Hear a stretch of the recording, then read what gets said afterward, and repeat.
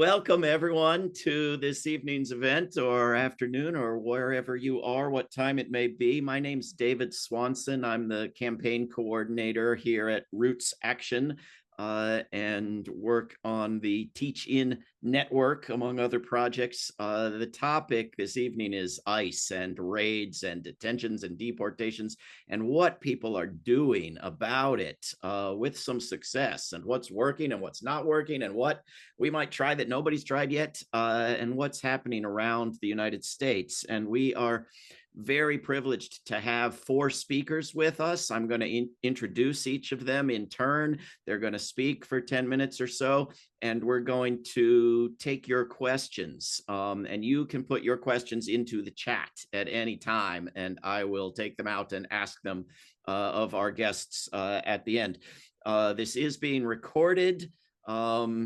There are captions. You can click on captions and you can click on a language. If you want a robot translation, it will have errors. Let's go to our first speaker, who we are very privileged to have with us, my colleague at Roots Action, India Walton. India is a native of Buffalo, New York. In 2021, she rocked the political establishment in her hometown by challenging and defeating a four-term incumbent in the Democratic primary for mayor of Buffalo. And since her loss to an unprecedented write-in campaign in the general election, she has continued to advocate for increased civic participation and policies that prioritize the poor and working class as senior strategist with Roots Action. India Walton, welcome. Thank you so much, David. And good evening, everyone. I am honored to be here and open up the stage for the conversation that we're going to have this evening. I'm honored to do it, but I'm also a little bit, I'm not even a little bit, I'm very disheartened to witness what's happening across the country with ICE and immigration and mass deportations and this all out assault on our neighbors and community members and hardworking immigrants, migrants, and refugees who really make my community home. So, for some context, if you don't know where Buffalo is, we call it the armpit of New York State. It is on the western end, so almost 600 miles from New York City, but it's very close to the Canadian border. And that means that Customs and Border Patrol is able to patrol within 100 miles of any international border. So there's pretty much been Customs and Border Patrol in Buffalo for as long as I can remember. However, recently with the mandate, we are seeing lots of unmarked, unidentified, scary people hop out and abduct people who are in the country legally. These are folks who have either legal status or the agents, and we'll put agents in air quotes because they're not identifying themselves. They do not have badges. They do not have warrants. They are not giving folks due process. They're being abducted off of job sites and at court hearings. They're unable to retrieve documentation if they have it from their home. They're being sent to detention centers, and their families are not being notified as to their whereabouts. And it is creating dangerous situations, not only for the targets of these actions, but also for people in the surrounding neighborhoods. A recent example that happened in Buffalo is a roofing crew was on a job in a residential neighborhood that's near a school, and armed ICE agents showed up with weapons drawn in the middle of the day in a residential neighborhood near a school where guns would otherwise not be permitted to remove people from an active roofing site. So the narrative that they're going after so-called criminals is a dog whistle. It's false. It's unequivocally false. But one thing that we've been doing in Buffalo is when there are specific cases that we know of, we're accompanying folks to court hearings. There's been a specific neighborhood where we knew that ICE was targeting that has a high population of migrants and immigrants and asylum seekers, and community members have been patrolling, sharing information about who was in the neighborhood, what we noticed, and what we have come to realize is that when people know their rights, when a lot of these agents know they're being surveilled and they're breaking the law, that they do stand down. Now, let me talk a little bit about what we are not doing. We're not interfering. We are recording from a safe distance. We are documenting what we see, but we are not putting our bodies in between the so-called agents and anyone that they are trying to um, bother. And the reason for that is not only for our personal safety, um, but also because we don't want to complicate matters for victims of these abductions, right? We don't want them to be able to now say that there is resistance or some criminal charge they're going to add on because we're obstructing a governmental process. Um, and the last thing that I'll share is I think that the most important part of forming a community response to ICE and deportations is having a relationship beforehand. I think that things came together rather quickly for us because we are a community that is constantly organizing and have been organizing and supporting our organizations. So when it's time for a rapid response or to identify folks to go watch over someone who is vulnerable, there's already a bench of people who are trained, who have relationships with one another, and who have built enough trust to know that everyone is on the same page and doing the right thing. And I've been talking for 7.5 minutes. So I'll leave it there and let's go on to the next person. Wow, stopping short of the bell. Amazing. Thank you, India. I've got lots of questions myself, but I hope others are putting their questions into the chat for India or for any of our other speakers or for all of them together. Our second guest here is Nancy Palacios, who is the organizing and membership director at Detention Watch Network. Where she leads national strategies to end immigration detention and build the power of directly impacted communities. With over a decade of experience organizing across immigrant, undocumented Black, and queer communities, Nancy brings both lived experience and strategic vision to the struggle for justice. Nancy Palacios, welcome. Thank you, David, and thank you everyone for being on today. As David said, I am with Detention Watch Network, which is an organization that works to abolish detention. We believe that as long as there is detention, there will be facilitation of deportations. Families will be separated. And, you know, many of our loved ones, even a lot of clergy and people of faith in the community are seeing members in the community not wanting to attend things like their services, children being scared to go to schools, and people being willing to participate in everyday activities.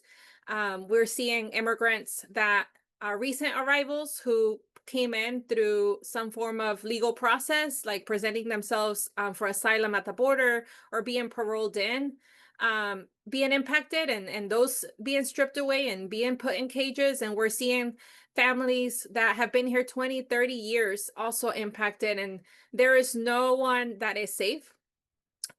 We believe that while there's cages being built out, they will continue to fill them, right? And that the fewer detention centers that exist, and if we can abolish them, then we can reduce the amount of raids and the amount of arrests that happen in the community. So I am located in Florida.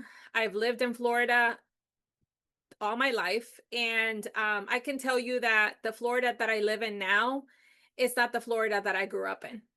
And unfortunately, Florida has been the blueprint for the rest of the country.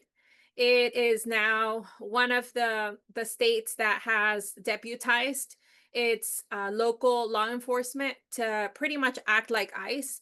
And our governor has made sure to amplify the MAGA message in this state, and to pretty much say that Floridians are not welcome here. And with that, we have seen an increase of people being detained.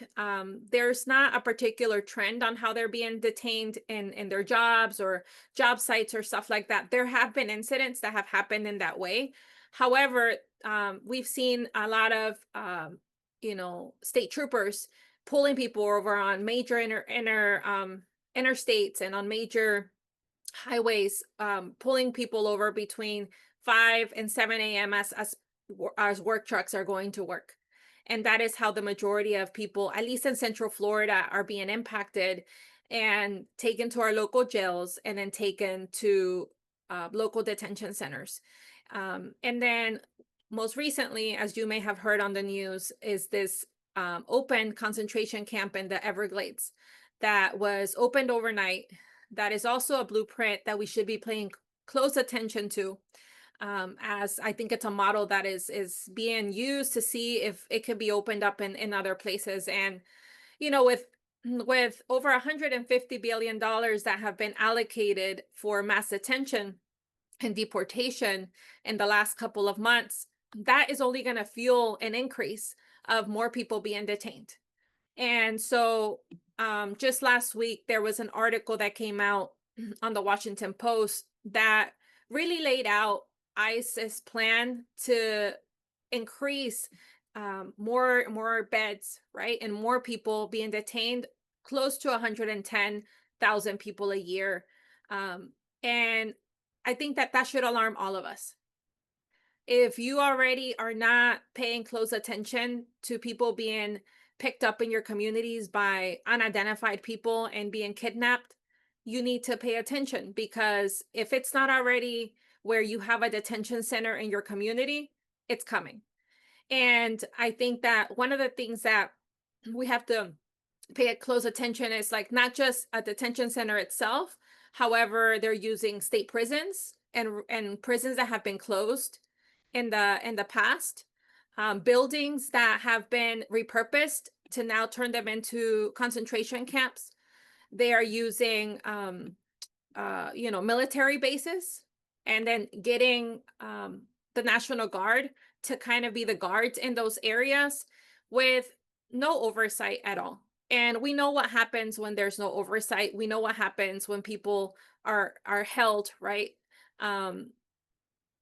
against their liberty, right, and not being allowed to even have due process. And it's that many rights are being violated, and many families are being separated from their loved ones. And so at Detention Watch, we do run a lot of local campaigns to either stop detention centers from expanding or shutting down detentions that have centers that have opened in your area. And so I'll be dropping a set of links in the chat in a few minutes, where you can learn more around our Communities Not Cages campaign. And we believe that that is one of the ways that you can get involved, right? If you have a detention center in your community, or a threat of a detention center coming to your community, you can organize yourself to stop it. And you can say that there's better use for that funding, and not to be going to the caging of people and the detention of people, because like I said, no one is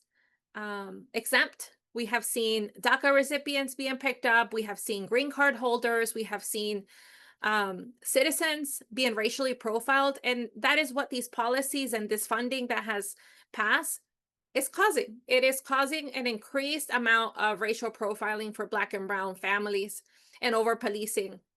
And it's even been very evident that they're targeting people who have been voiceful, right, against what is happening in the community. And so I think we all have an opportunity to truly make a decision around what side of history we want to be at in this moment. And my hope is that you will be on the side of history that says that we need to abolish ICE, because our families and our communities deserve more. And because there's better use, right, for funding in our communities. There's parks that need to be built. There's access to healthcare that needs to be placed. There's people who need homes. There's schools that need funding. There's so many other ways that we could be using our taxpayer dollars than it going to caging people and separating families from each other. And if you are a person of faith, or if you practice a faith, right, what does your faith call you to do in this moment? And what do you want to make sure that you leave as your legacy in this moment, when people were being snatched off your community, where you show up to school and the person whose parent is supposed to be there is not there, when your neighbor is no longer outside, right? Where you show up to work and that hardworking person who has shown up to work every single day is missing and you don't know what happened. And so with that, I'll turn it back to you, David. I'm gonna be sharing some of those tools in the chat, and look forward to a conversation with you all on things that we can do together. Terrific. Thank you. We are getting lots and lots of great questions in the chat, and I will try to ask all of them shortly. Keep putting them there. We will go to our third speaker. We are very grateful to have with us Francisco Garcia, who is an Episcopal priest, an organizer, and a theologian. He works as a campaign director with Bargaining for the Common Good at the Action Center on Race and the Economy. He co-founded and co-chairs Sacred Resistance, a social justice ministry of the Episcopal Diocese of Los Angeles that organizes and mobilizes people of faith and conscience to offer tangible forms of solidarity with immigrants, refugees, and other communities experiencing oppression. Francisco Garcia, thank you. Welcome. Thank you so much, David, and thank you, India and Nancy, for your witness and for your good work.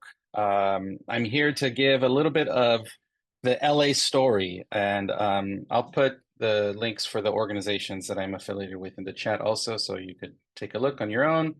But basically, I think folks here probably know the story, but I'm just gonna go over some top lines. And June 6th was the date when things really ramped up in the region of Los Angeles and Southern California, when there was a series of raids that took place in Los Angeles at Home Depot, where a number of day laborers, congregating, seeking work, were picked up. And then also on the same day, a company in the garment district in downtown Los Angeles was also raided, and workers were treated inhumanely and picked up and detained and sent off to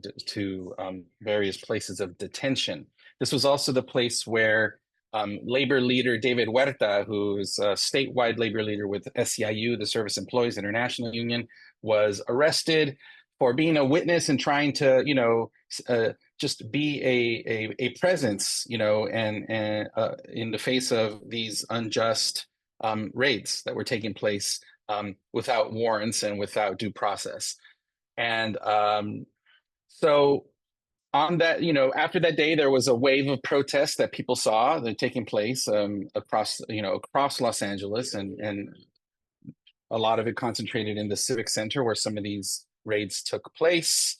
And of course, in certain places of the media, protests and protesters get vilified, and there's a narrow focus on one incident of property damage, right? Not violence against people or not harm against people, but property damage that is then became the excuse for saying that, well, LA is rioting, and then, the administration's agenda to call in the National Guard, right, within 48 hours of that incident, takes place, right? So these raids happen on June 6th.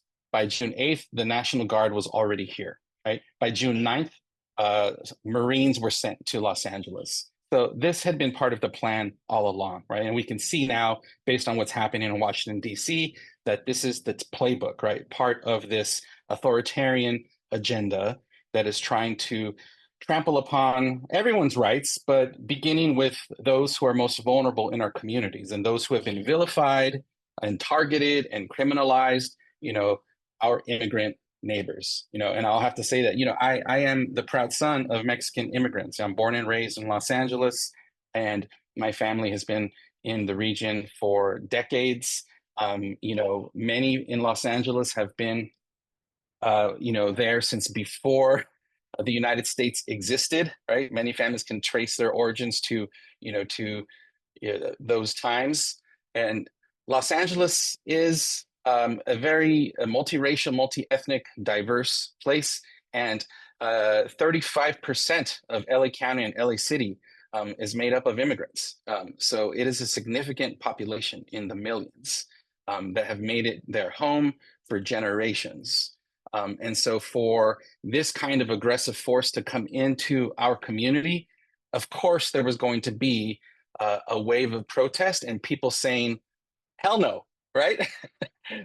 You are not going to do this on our watch, and we were going to do everything we can to be present to protect our families, right? This is not just some abstract other. These are our families, these are our neighbors, these are our brothers, our sisters, our fathers, our uncles, friends, and people took action. And that's the amazing thing about what happened is there's been a long time existing network of labor, immigrant rights, and faith communities that have been working on these issues for decades, right? People that go all the way back to the sanctuary movement of the 1980s and subsequent sanctuary movements and solidarity movements in Los Angeles. So that network has existed for a long time. But in addition to that network, we saw just everyday people stepping up, going out on the streets, and taking all kinds of action to raise their voice and to stand with their neighbor. And that has, I think, been the beautiful thing, right? India mentioned patrols and rapid response networks. Yes, LA is full of them. There are numerous amounts of rapid response networks. And lots of grassroots community peace patrols that just there's probably a new one starting every week, right? In any neighborhood, right? Because every region of Los Angeles and Southern California has been touched by this issue, right? There's no place that has not been affected by this, and people so feel this and experience it at a deep level, right? We feel it down to our bones, what is happening to our neighbor and to our family member and to our friend. And so this is what has galvanized people in Los Angeles to take action and to be relentless in the pursuit of human dignity and justice. And so just some stats, I guess, to share. One of our large immigrant rights organizations, CHIRLA, which is the Coalition for Humane Immigrant Rights of Los Angeles, has tracked, a lot of the detentions, and they created what's called a heat map. So they sort of documented where the activity was taking place, enforcement activity across Southern California. And they I just wanted to share some kind of like highlights of their documentation. And along with reports from the LA Times, there have been over 4,000 arrests made in the Los Angeles area, sort of in this broad Southern California, LA, greater LA, which includes many other counties as well. CHIRLA has documented that there's certain pockets where there has been a greater amount of activity, and this is very significant. So in zip codes with 90% or more of Latino, Latina populations, these have been the areas that have been repeatedly targeted for immigration enforcement, you know. And so for the administration to say that, you know, they aren't racial profiling, that they aren't looking for a particular type of person, right, based on employment, based on the color of someone's skin, based on ethnic appearance, based on language, it's just a farce, right? We know what is happening. We know this to be true. You know, brown and Black communities, especially immigrant communities across these, you know, backgrounds, are the ones that are being targeted. And so I want to share a little bit as well about, you know, the response and the engagement of the faith community. As I mentioned, the faith community has long been actively engaged in these broader justice networks that includes labor and community organizations. And you know, that has really strengthened the ability of people to respond in meaningful ways and to show up, you know, and to be a loving, compassionate, and prophetic presence on the streets, you know, in very public ways, right? So that's one way that faith communities have engaged. Clergy and lay leaders have been out on the streets, right alongside others in the protests. And people of faith have largely played a sort of like a role by bringing in the tradition of nonviolent resistance, you know, to bear, and to make it very prominent, you know, through various forms of direct action, you know, and also just being a presence, a calm, steady presence for people on the streets to tap into people's sense of righteous anger and to help support and channel that anger, you know, towards the good, right, towards justice. But there's also the very sort of less seen ways in which people of faith have engaged in solidarity and accompaniment. And India mentioned some of this as well. And this is the issue of showing up at courts and, you know, doing court observations, being in the hallways, and in many cases being able to restrict or prevent detentions from taking place in some cases because of their presence. Even sitting in the courtroom and as visible, like in a collar or in some other representation of a faith tradition, to the point where a judge notices and asks questions of that person of faith and engages in questions as to why they're there, and it makes a difference. It has moved judges in terms of the kinds of deliberations that they make on these cases. Going with people to their check-ins for when they have to go to these ICE check-ins. Many people who have been detained and have been able to get out on bond are wearing ankle bracelets. They're being monitored 24/7. And so they have to go to these check-ins, and faith leaders have been a pastoral presence and a witness alongside people in case something should go wrong, right? So that we can activate rapid response and take appropriate action to support families that might be impacted. People of faith are out engaging in weekly vigils. And one very prominent one that has emerged is in the spirit of the Madres de la Plaza de Mayo from Argentina, the mothers of the disappeared. Clergy, especially women identified clergy, have taken the lead to initiate a weekly vigil towards at the downtown Los Angeles detention center, where a lot of people are temporarily detained before they are sent to longer term detention or potentially deported.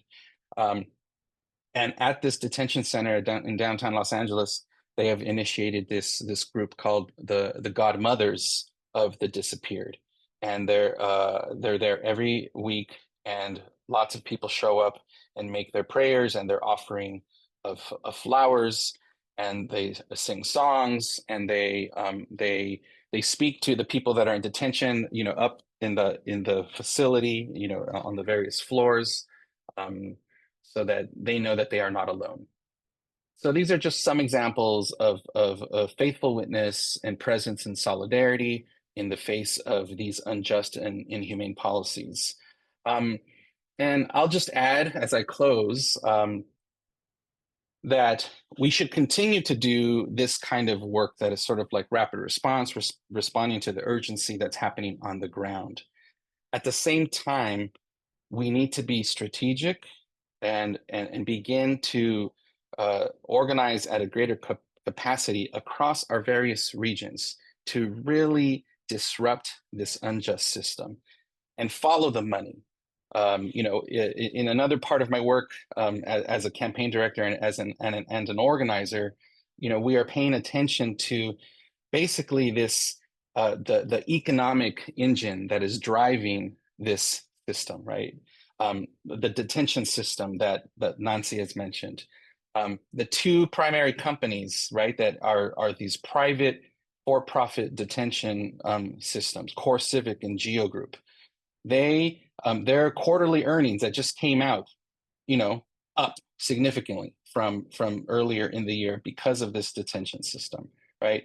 They are raking in the millions of dollars, and they're celebrating it. If you can listen to their calls where they're talking to shareholders about how wonderful this is and how they're responding to the demand and how their business model is working. And so this cruel and inhumane system rooted in racial capitalism is benefiting, right, from the terrorizing of human lives.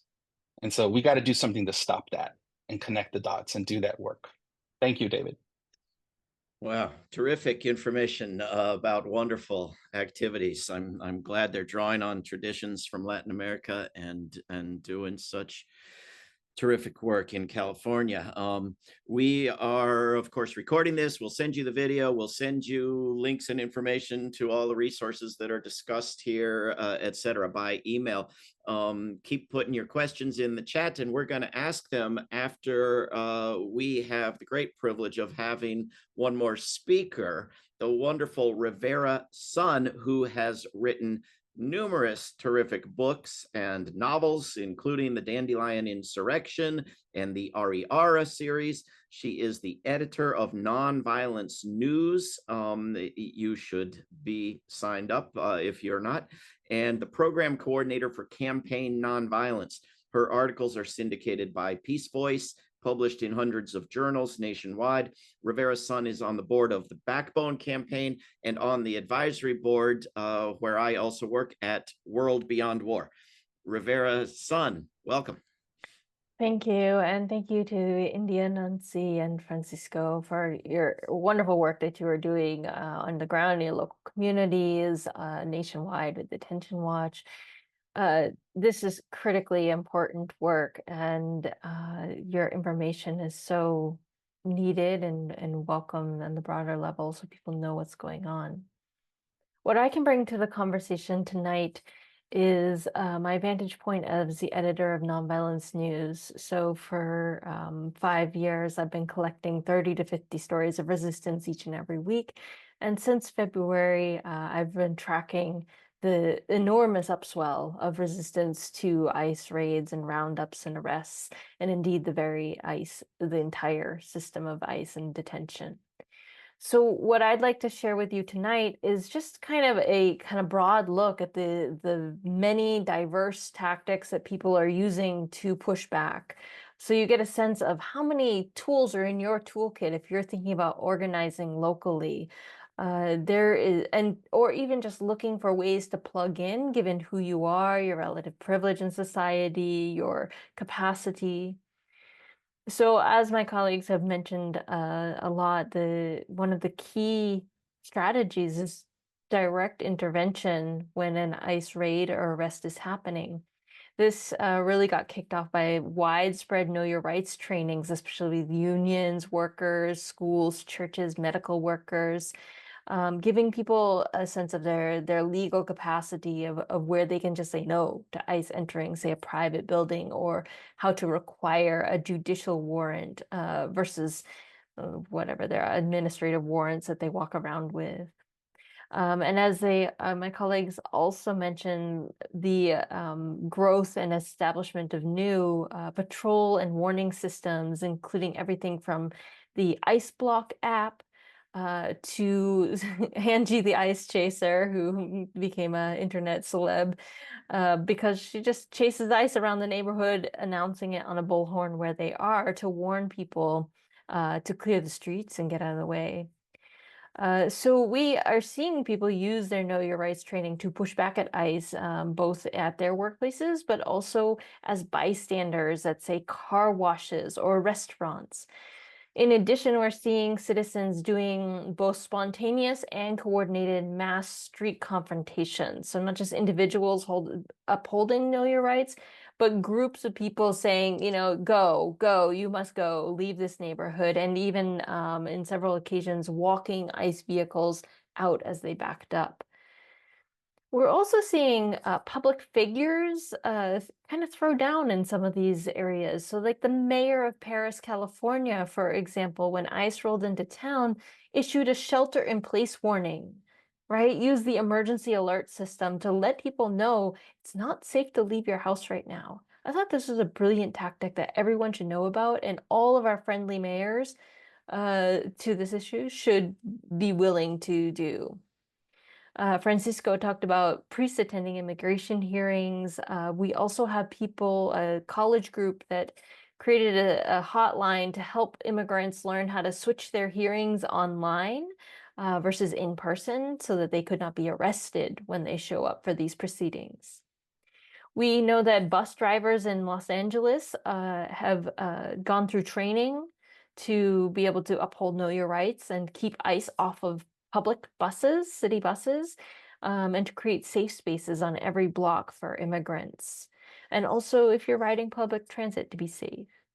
We have a similar program right now called Signs of Solidarity, which is training businesses to kind of do the same thing, using their right to keep ICE out of private spaces and using kind of a training system to get businesses to take a more proactive stand. We've seen everything from fire trucks in Oxnard, California, blocking ICE's militarized vehicles. We've seen sit-ins blocking deportation buses in Oregon. We've seen schools, hospitals, and churches standing up for their historic right to provide sanctuary and denying access to ICE.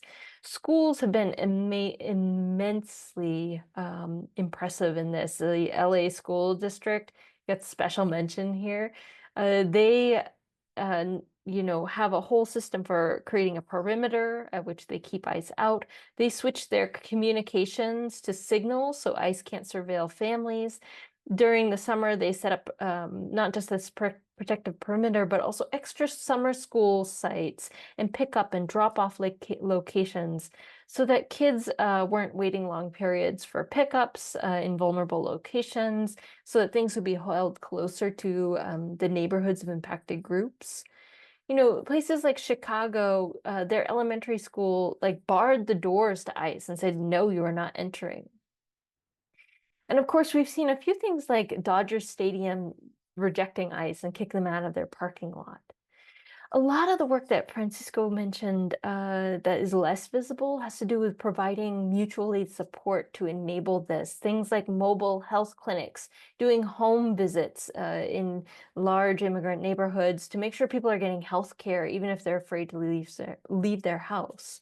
The community groups delivering food and supplies, or doing mutual aid rent relief because people are afraid to show up to work and they're at risk of eviction. In fact, the LA Tenants Union called for an eviction moratorium, which would be a really wise thing for cities to pass amidst this huge crisis.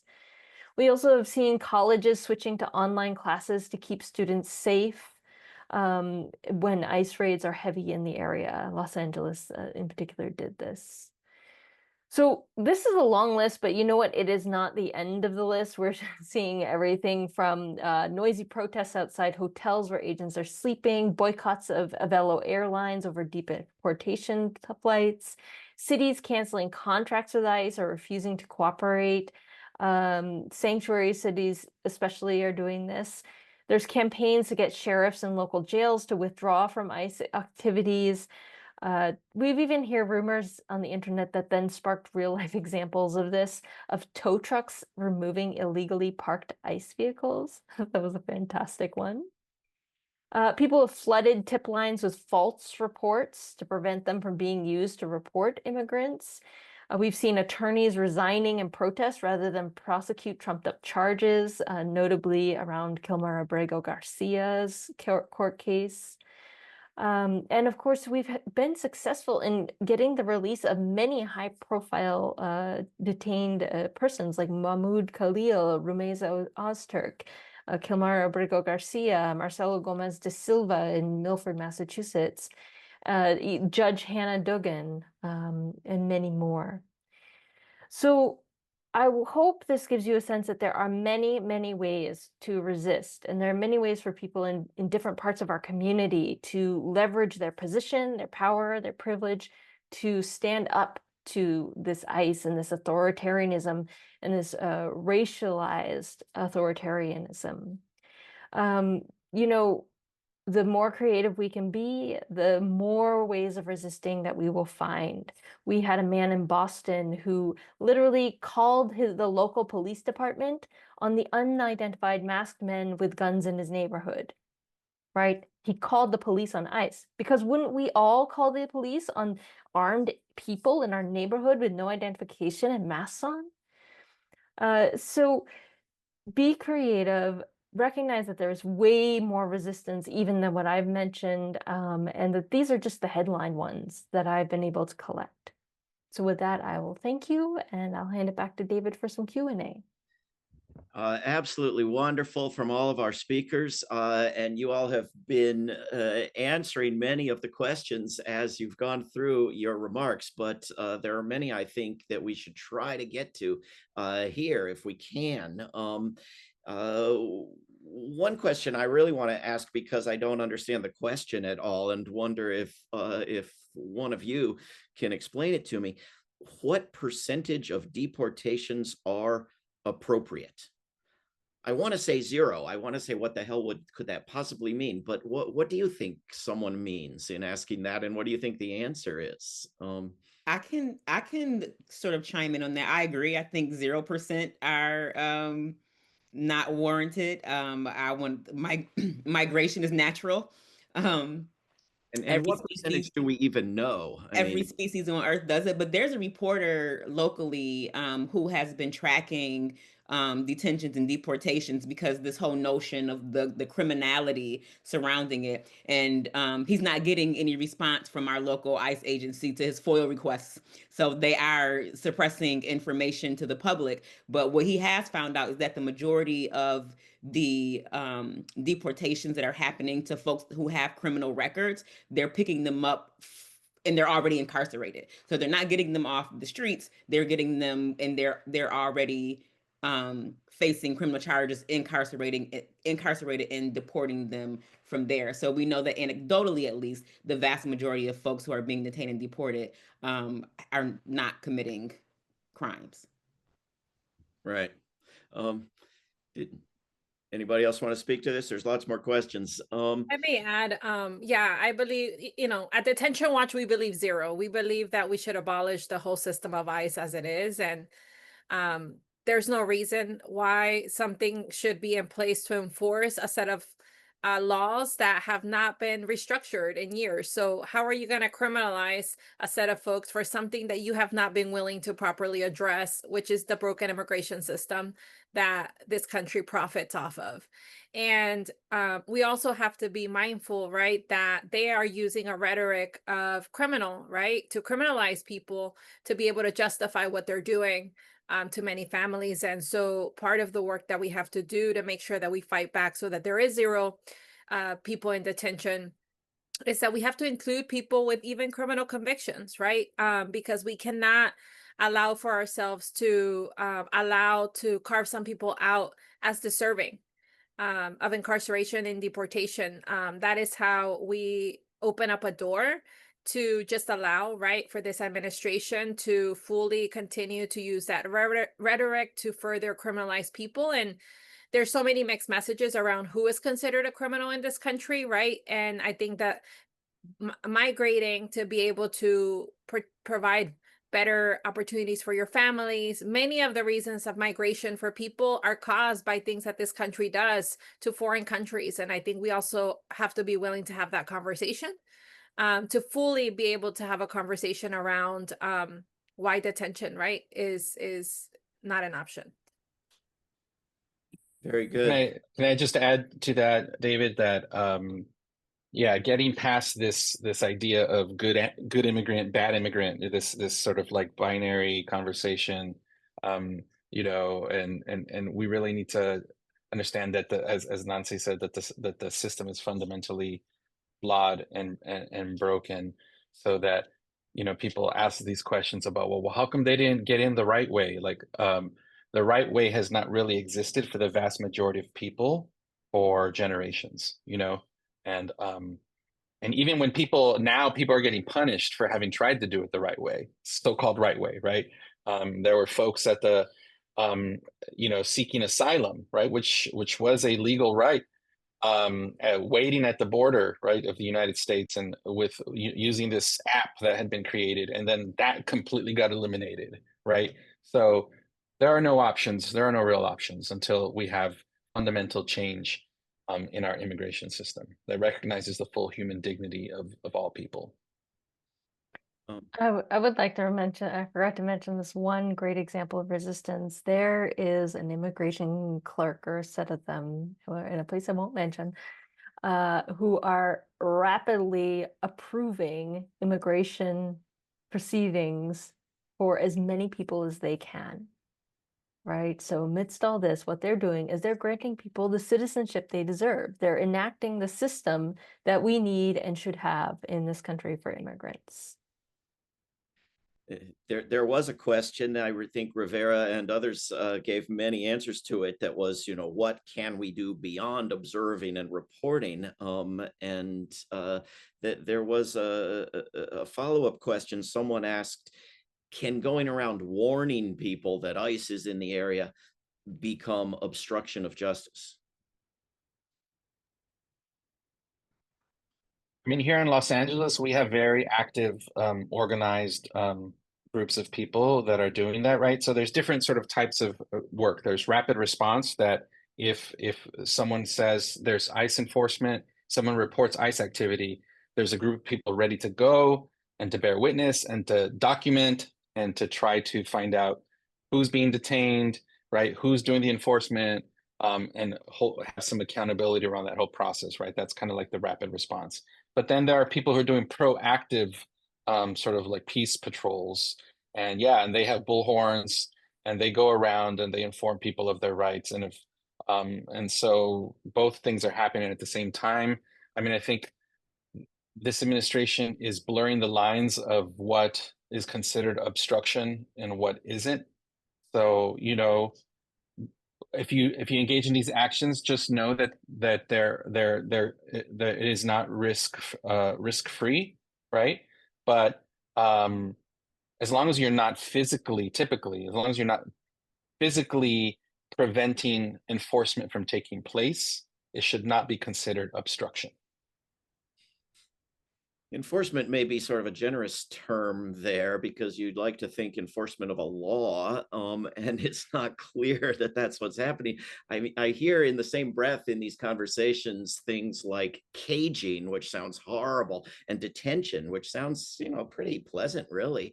Kidnapping, really, right? In many cases. Yeah, I mean, what should we call this stuff? Here's a somewhat technical question. Maybe one of you has a good answer. Where can you get a list of existing sites and planned sites of detention centers, caging centers in one's area? Someone was asking in particular about Northern California, but I think for anyone, do you have good suggestions? Yes, there's a map that I'm going to put a link in the chat now, that will allow for you to search by state.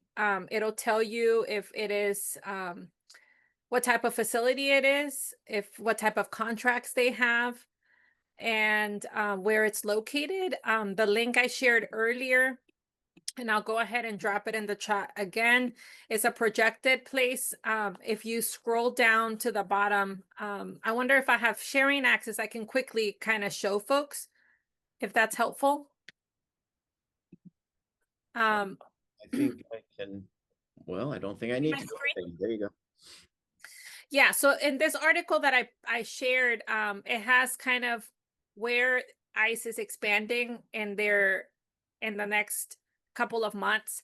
And if you scroll down here, you can enter your state. So for example, I'm going to enter Florida, and it'll tell you where they intend to expand to. So it's an interactive map and an interactive chart that you can look, and it tells you the capacity that they're planning for, so that you can start thinking ahead, right? And if, once again, if you're not already fighting detention work, this could be something that I think you should be paying attention to. The other link that I shared was this interactive map here that if you just zoom in and pick your state, right, it'll give you where the current detention centers actually exist, and once again, like the type of contract that they have, and where, if it's under consideration, if it's currently being, and we update this on a pretty much weekly basis. Anytime there is something out new, this you might want to bookmark it, because you'll be able to reference it later and keep up with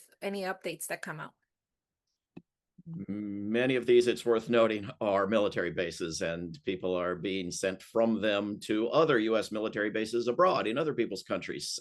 So for those of us working to close military bases, this is an overlap with this issue. Rivera, yeah.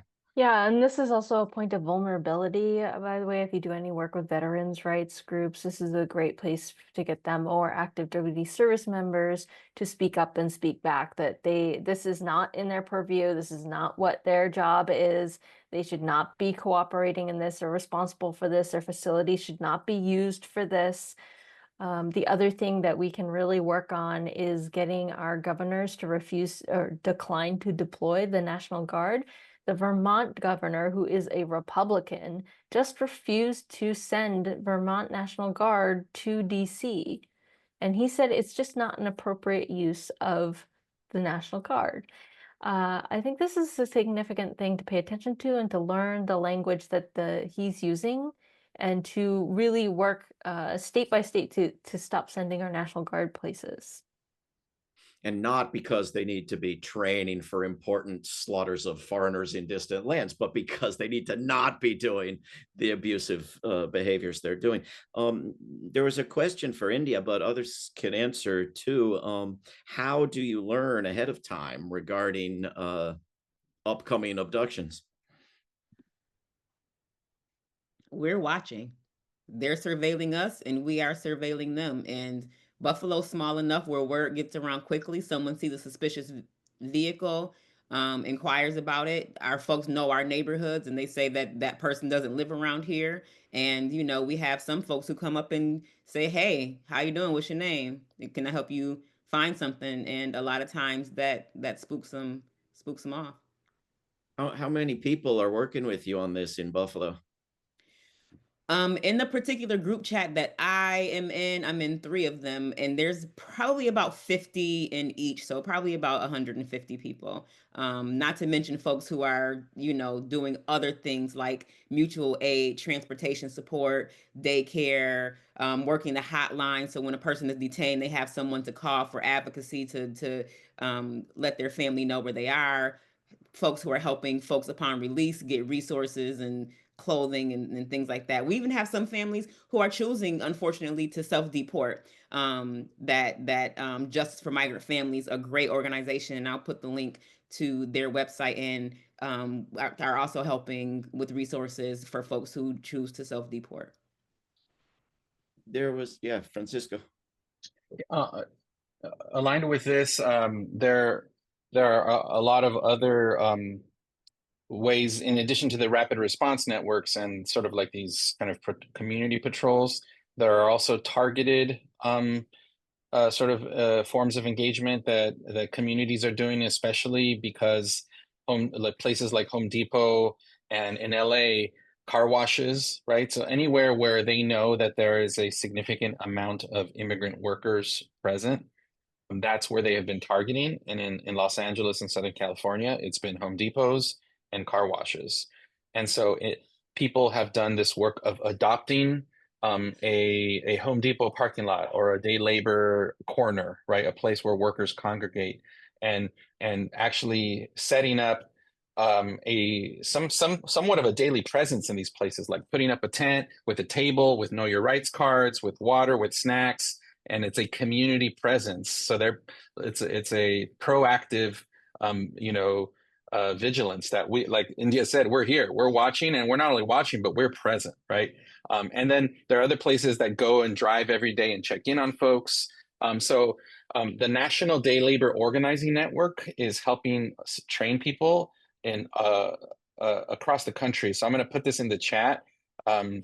Here they have a adopt a day labor corner program, and they do online trainings. So if there is a Home Depot near you, if you know that there's pockets in your community that are vulnerable, this proactive step, I think, is the next thing, because if it hasn't come to your neighborhood yet, it probably will.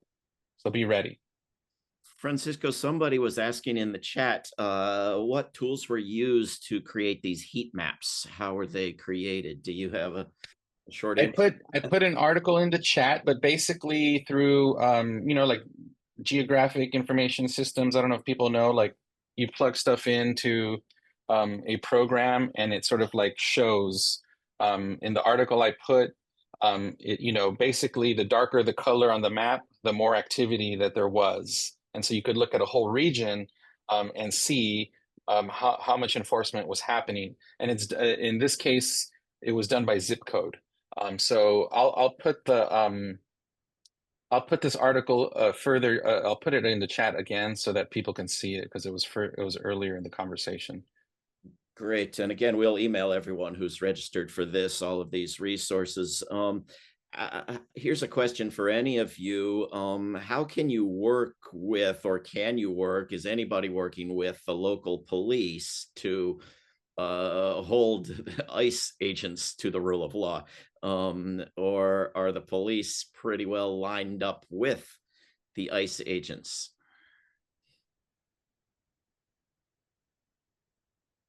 Nobody.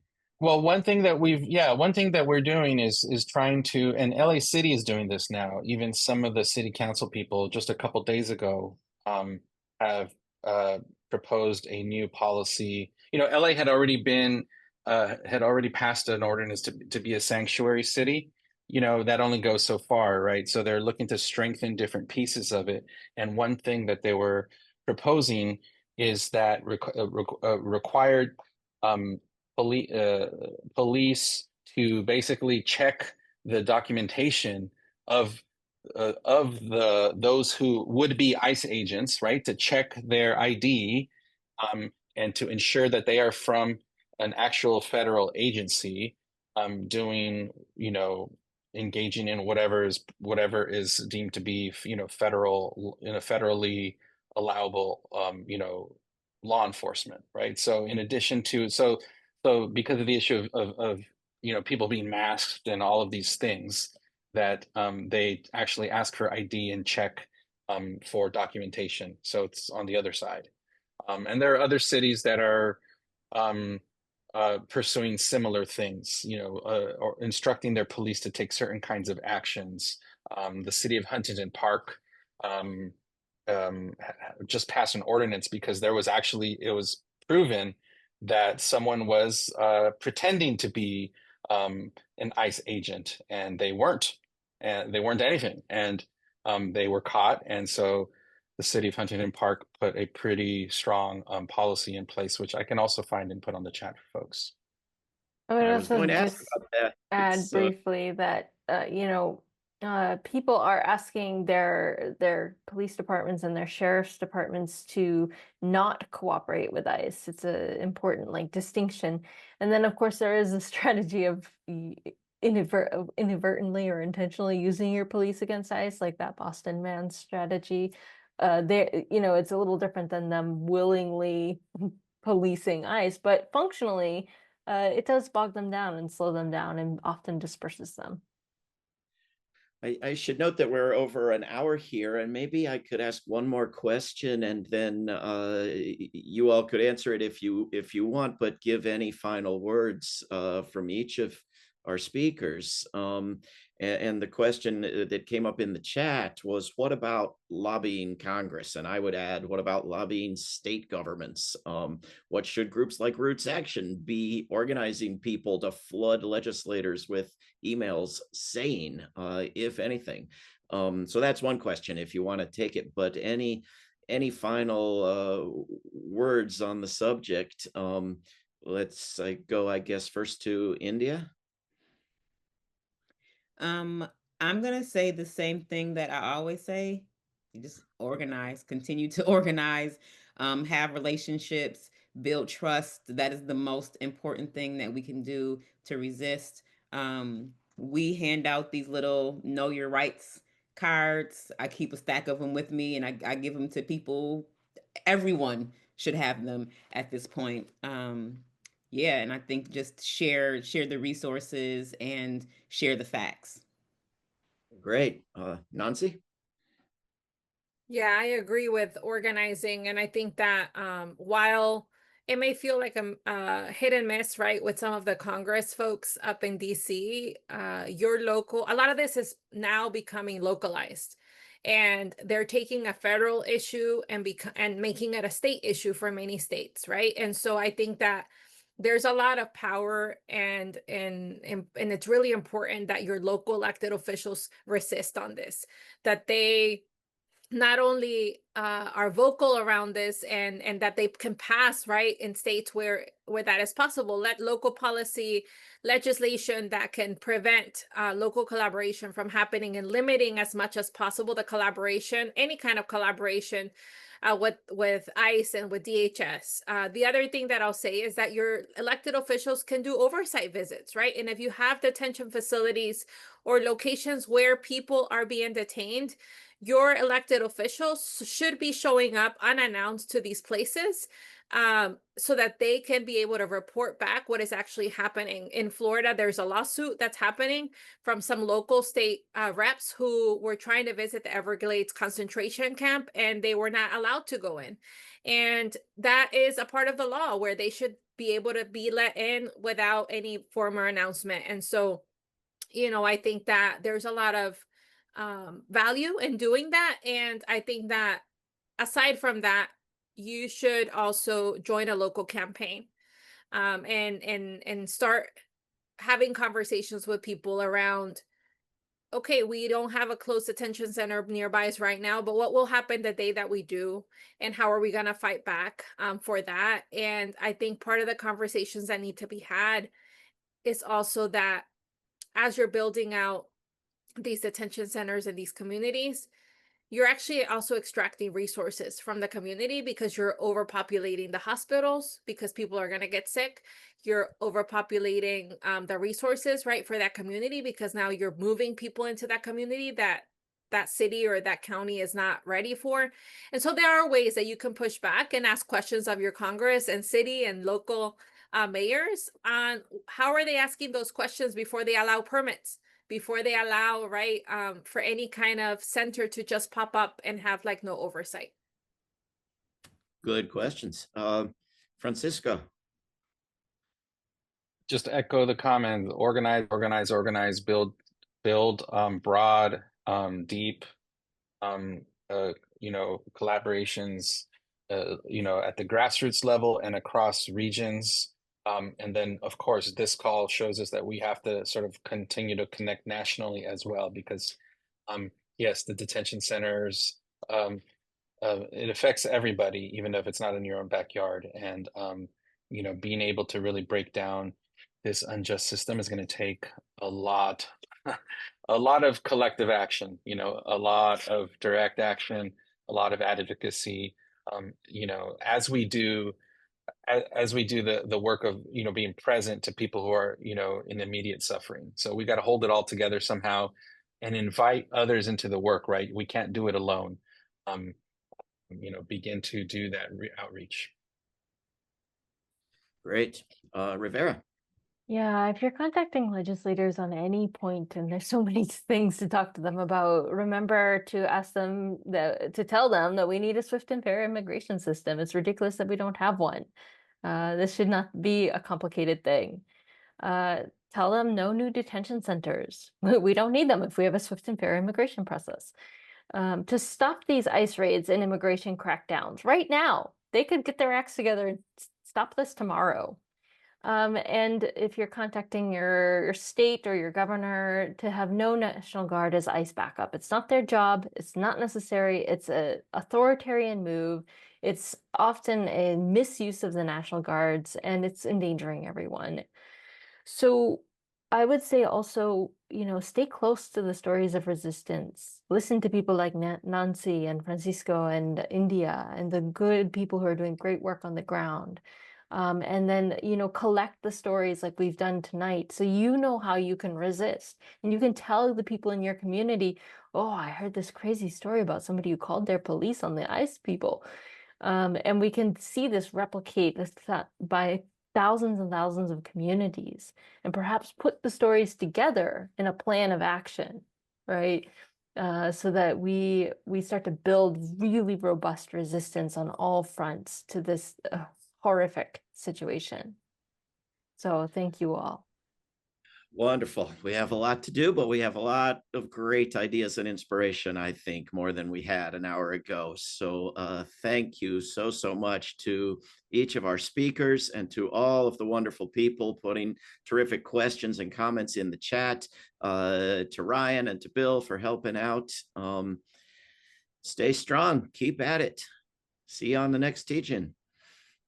David, I'd like to close in memory of Roberto Carlos Montoya, who was the worker who was killed during an ICE raid just last week in Monrovia, California. And he was simply seeking work, trying to provide for his family in Guatemala. And because of the fear, he ran and he was struck by a vehicle. And so our unjust systems are directly responsible for these kinds of deaths. And so we hold his name, we lift up his name and all those others that we don't know. And we live to fight for a better day. Thank you. Very good. Not one more of those. Good night, everybody.